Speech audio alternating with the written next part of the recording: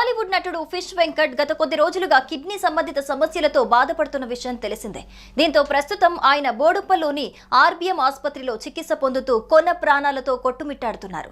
ఈ నేపథ్యంలోనే ఆపదలో ఉన్న ఫిష్ వెంకట్ కు పవన్ కళ్యాణ్ 2 లక్షల ఆర్థిక సాయాన్ని ప్రకటించి ఆదుకున్నారు. ఇక ఆయనకు తప్పనిసరిగా కిడ్నీ మార్పిడి చేయాలని, ఆపరేషన్ కు సుమారు 50 లక్షల వరకు ఖర్చవుతుందని వైద్యులు తెలియజేశారు. దీంతో దాతలెవరైనా ఉంటే సాయం చేయాలని ఆయన కుటుంబ సభ్యులు వేడుకుంటూ ఓ వీడియో విడుదల చేశారు.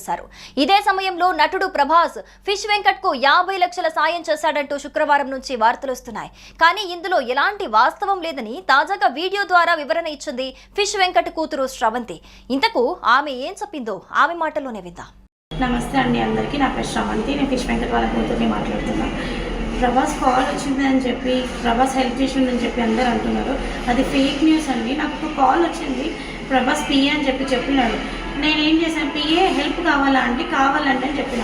ఇంతవరకు కాల్ లిఫ్ట్ చేయట్లేదు. అది అమౌంట్ కూడా ఇవ్వలేదండి, 50 lakhs ఇవ్వలేదు. ఫేక్ అది.